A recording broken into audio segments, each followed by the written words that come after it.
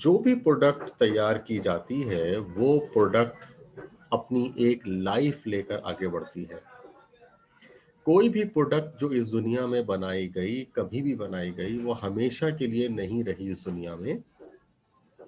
उस प्रोडक्ट को बनाया गया, उसका एक पहले एक ख्याल पैदा हुआ, फिर उसको बनाया गया, बनाने के बाद फिर उसको मार्केट में लेकर आया गया, फिर वो इस्तेमाल होती रही और फिर बिलाखिर उसका वक्त पूरा हुआ और वो खत्म हो गई।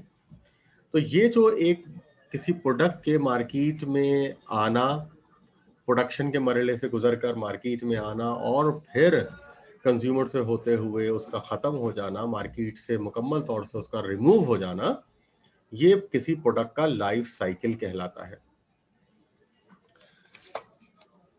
ये लाइफ साइकिल मुख्तलिफ मराहिल पर मुश्तमिल है। इन मराहिल को समझने की हम कोशिश करेंगे यहाँ पर। Every product has a certain and limited life. Her product की अपनी एक लाइफ है जो कि महदूद है। After the expiry of which it becomes obsolete, और जब वो लाइफ खत्म हो जाती है तो वो प्रोडक्ट ऑब्सोलीट हो जाती है और अबंडेंट हो जाती है, यानी बंद हो जाती है। ये कौन कौन से स्टेजेस हैं जिनसे गुजर कर एक प्रोडक्ट की लाइफ कंप्लीट होती है, और उनको हम यहाँ पर स्टेजेस को देखने की कोशिश करेंगे। इसमें पहला स्टेज जो है हमारे पास, उसको हम पढ़ेंगे डेवलपमेंट के नाम से। Now what is development? किसी भी प्रोडक्ट के मुतालिक सबसे पहले एक ख्याल पैदा होता है बनाने वालों के पास। वो उसको सामने रखकर उसको डेवलप करते हैं। ये एक बहुत मुश्किल मरहला होता है, क्योंकि किसी भी प्रोडक्ट को सामने लेकर आना बहुत सारे मसाइल का बाइस भी होता है। उसकी प्रोडक्शन के लिए प्रॉपर मशीनरी का होना, लेबर को तैयार करना, लेबर को ट्रेन करना, और इसके अलावा प्रॉपर एनवायरनमेंट का होना, मुकम्मल तरबियत का होना, ये तमाम बहुत सारे मसाइल हैं। और इसके अलावा इस डेवलपमेंट प्रोसेस में खर्चे बेइंतहा होते हैं, और इस वक्त में किसी भी किस्म की कोई आमदनी नहीं हो रही होती। तो डेवलपमेंट फेज एक काफी कॉस्ट इनकरिंग फेज होता है।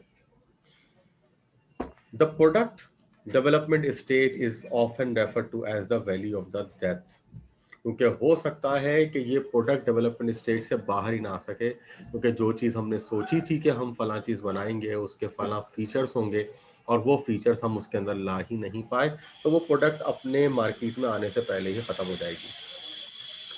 At this stage, costs are accumulating with no corresponding revenues. खर्चे हो रहे हैं, कोई आमदनी नहीं हो रही।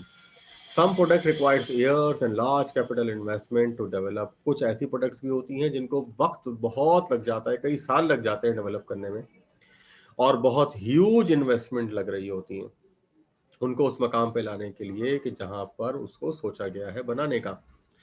रिस्क बेइंतहा होता है इसके अंदर। डेवलपमेंट स्टेज रिस्क से भरपूर होता है। फिर इस स्टेज में फंडिंग सोर्सेज आर लिमिटेड। उस वक्त हमारे पास आमदनी नहीं आ रही होती है, सोर्सेज नहीं होते हैं। While existing companies often fund research and development from revenue generated by the current products, और जो भी इसको डेवलप कर रहा होता है वो अपनी दूसरी प्रोडक्ट से होने वाली आमदनी को यहाँ पर इस्तेमाल कर रहा होता है। This stage is typically funded by the entrepreneur from their own personal resources. तो चूंकि इस प्रोडक्ट की अपनी तो कोई आमदनी होती नहीं है, जिसकी वजह से जो मालिकान हैं उनको खुद ही पैसा फंड करना पड़ता है। लेकिन बहरहाल अब ये हम एज्यूम कर रहे हैं कि प्रोडक्ट तैयार हो गई है, डेवलप हो गई है, ये मरहला गुजर गया है, तो फिर अब अगला मरहला आएगा इंट्रोडक्शन का।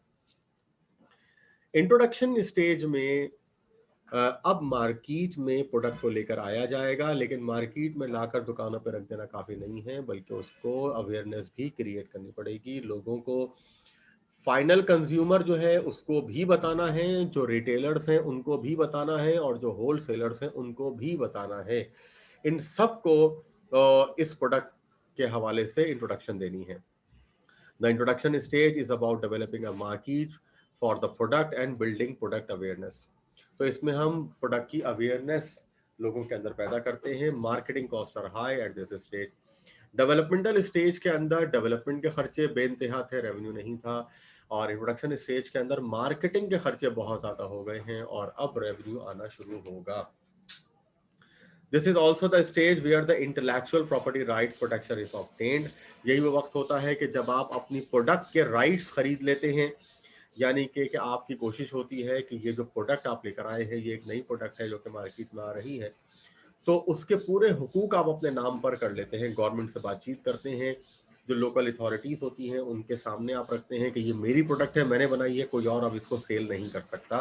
तो इसको कहते हैं लीगल राइट्स लेना।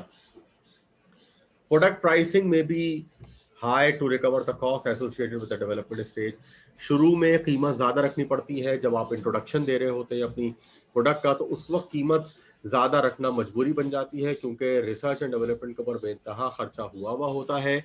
और अभी चूंकि सेल्स शुरू नहीं हुई है या हो रही है तो बहुत कम है, तो इसीलिए इस स्टेज के ऊपर कॉस्ट का ज्यादा रखना जरूरी होता है।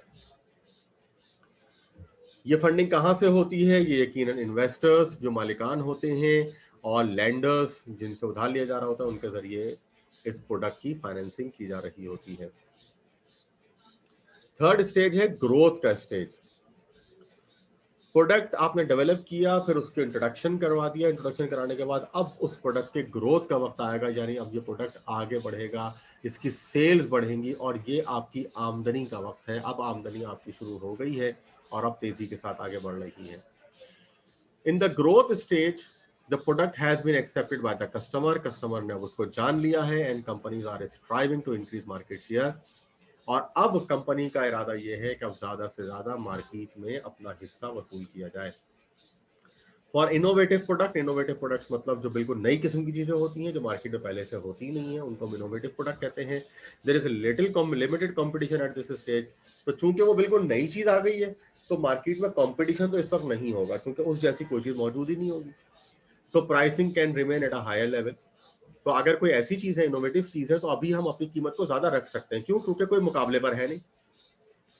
Both product demand and profits are increasing. Product की डिमांड भी बढ़ेगी इस वक्त और प्रॉफिट भी बढ़ेंगे। And marketing is aimed at a broad audience, और ज्यादा से ज्यादा लोगों को बेचने की कोशिश की जाएगी। Funding for this state is generally still through the lenders and through increasing sales revenue.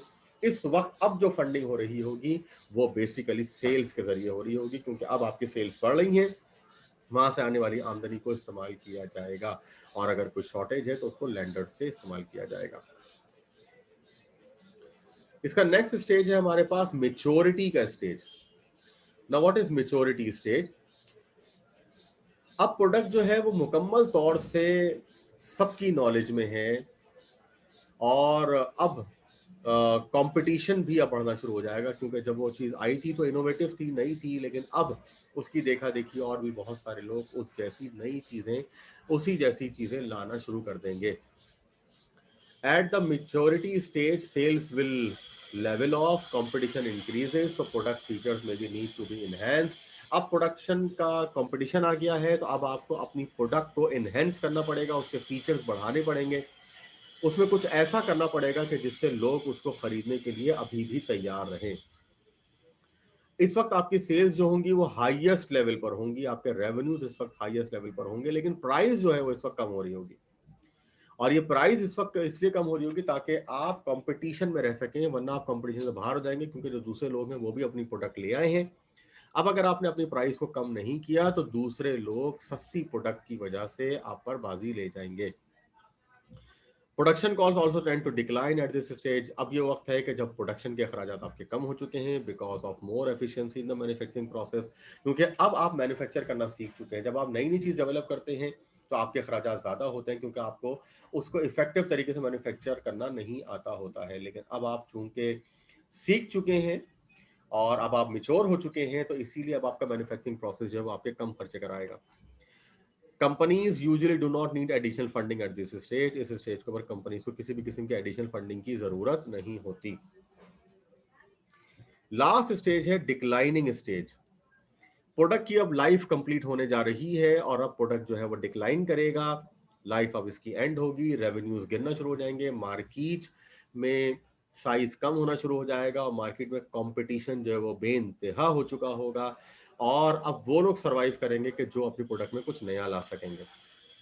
The declining stage of the product life cycle is associated with decreasing revenues due to market situation. अब revenues आपके कम हो रहे हैं, competition बहुत बढ़ चुका है, and changing customer needs, और कस्टमर भी अब उस चीज से उकता चुके हैं, अब उनको कुछ नया चाहिए। Companies at this stage have several options. अब कंपनीज को कुछ नया करना होगा। They can choose to discontinue the product. एक पहला ऑप्शन कि अपनी प्रोडक्ट बंद कर दें, sell the manufacturing rights to the another business, या फिर अपने बिजनेस को किसी और को बेच दें, क्योंकि जब कोई नया शख्स आएगा तो यकीनन कुछ ना कुछ इंप्रूव करेगा। या फिर maintain the product by adding new features, या फिर उसके अंदर कुछ नया फीचर लेकर आए। ठीक है। फाइंडिंग न्यू यूजर्स, या फिर नई मार्केट ढूंढें कि जहां पर आप अपनी प्रोडक्ट को बेच सकें। ठीक है, जहां पर कंज्यूमर ने अभी इस प्रोडक्ट को नहीं लिया हुआ है। और tap into the new market through exporting, या फिर एक्सपोर्ट करना शुरू कर दें दूसरे मुल्कों में, मार्केट में इस प्रोडक्ट को भेजना शुरू कर दें। और यही वो स्टेज होता है कि जब नॉर्मली कंपनीज ये लफ्ज इस्तेमाल करना शुरू कर देती हैं, न्यू एंड इम्प्रूव। हालांकि उसमें अब कुछ ऐसा खास नहीं होता, लेकिन कंपनी ये लफ्ज लिख कर अपने आप को बचाने की कोशिश करती है। इसके अलावा कंपनीज क्या कर सकती हैं? कंपनीज जो हैं वो चेंज द प्राइसेस में तब्दीली ले आए, उसको कम या ज्यादा करें।